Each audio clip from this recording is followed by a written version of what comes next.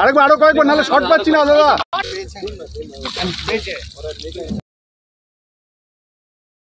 বলছি আপনাদের প্রজেক্টে আজ কি কাজকর্মকাণ্ডটা কি রয়েছে?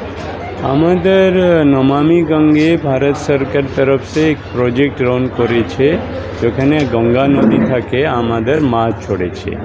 বিগত 7 বর্ষ ধরে আমাদের গঙ্গা নদীরে মাছ ছড়েছে। अभी तक 1 करोड़ 60 लाख जो आईएमसी रोहू काटला नैनी और गालबासु माछ ছড়েছে। আমি চাইছি যে নির্মল গঙ্গার কার্যক্রম, মাছটা যখন গঙ্গা নদী থেকে থাকবে তো জলটা নির্মলতা হবে, और যেখানে মছুয়ার ভাইকা আর্থিক উন্নতি হবে। ওনাদের প্রয়াসের জন্য আজকে বেলুর মঠ কা সহায়তা আছে আইসিআরসি ফ্রি এখানে 2,20,000 মাছ গঙ্গা নদী থেকে ছড়বে। আর কি নতুন প্রকল্প করছেন নমামি গঙ্গাকে সামনে রেখে? নমামি গঙ্গা প্রকল্প থেকে এখানে আপনার রাঞ্চিংটা একটা আছে, বাকি হিলসা রাঞ্চিং ফারাক্কা থেকে হিলসা মাছ নিচু স্তর से ऊपर স্তর से ছড়েছে। और এখানে যে প্লাস্টিকর পলিউশন জন্য অ্যাওয়ারনেস করেছে, और মছুয়ারার জন্য লাইভলিহুড কেমন বড়তে পারবে, জিরো মেস্টাইড জালটা ব্যবহার করতে পারবে না, এই কার্যক্রমটা করেছে। এখন আমাদের দেখছে আমাদের 2018-19 থেকে যত মাছ ছিল আইএমসির মাছ ও 8.9% ছিল, এখন বড়ে করে 14.5% हो যাচ্ছে। और আমাদের দেখছে যে উপর স্তর में মহাশির जो মাছটা আছে ও তেহেরি থাকে আমরা প্রকল্প চলেছে, উপর স্তর में মহাশির ছড়েছে। ফারাক্কার উপর স্তর से হিলসা মাছের প্রবন্ধন আছে, और এখানে जो আইএমসির মাছ রাঞ্চিং করেছে।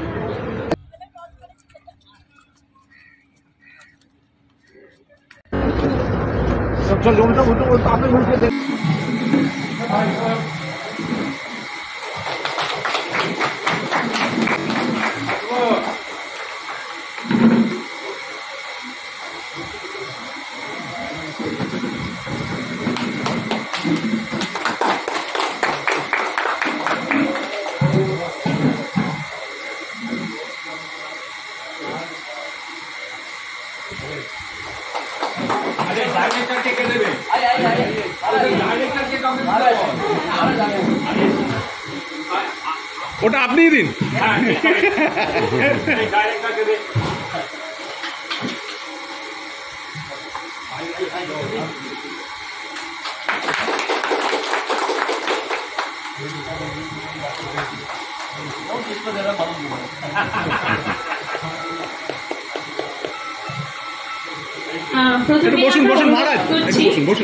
ম্যানেজার মহারাজকে কিছু বলার জন্য আজকের অনুষ্ঠান সম্পর্কে মানুষকে কি বলতে চাইবেন, যে কিভাবে নিজেকে শান্তিতে রাখতে পারবে বেলুর মঠের তরফ থেকে? কি সাধারণ মানুষ যেন আমাদের দেশ এবং সরকারের পাশে দাঁড়ায়।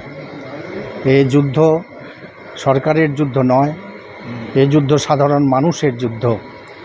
এবং ভারত মাতৃকাকে যেই কোনো ধরনের আঘাত করবার চেষ্টা করবে, ভারত মাতৃকার সন্তান হিসেবে আমরা অবশ্যই প্রত্যাঘাত করব। স্বামীজি বলেছেন ভারতের কল্যাণ আমার কল্যাণ। স্বামীজি বলেছেন ভারতের যে প্রতিটি ধূলি সেটি অত্যন্ত পবিত্র। স্বামীজি বলেছেন যে ভারত হচ্ছে যৌবনের উপবন, বার্ধক্যের বারাণসী। অতএব সেই যে ভারত, বিবেকানন্দের ভারত, রামকৃষ্ণের ভারত, সভ্যতার প্রথম প্রভাত থেকে বিভিন্ন ঋষিমুনির ভারত, সেই ভারতকে যদি কেউ বিন্দুমাত্র আঘাত করে তাহলে ভারতবর্ষ বসে থাকবে না, প্রত্যাঘাত করবে। এবং তাতে আধ্যাত্মিক দিক থেকে, শাস্ত্রীয় দিক থেকে কোনো অপরাধ নেই, বরং প্রত্যাঘাত না করাই অপরাধ।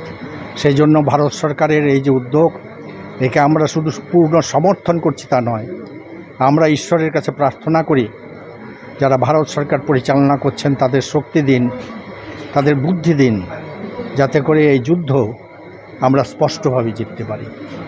এটি অকল্যাণের উপর কল্যাণের যুদ্ধ, অশুভের উপর শুভের যুদ্ধ, বর্বরতার উপর সভ্যতার যুদ্ধ।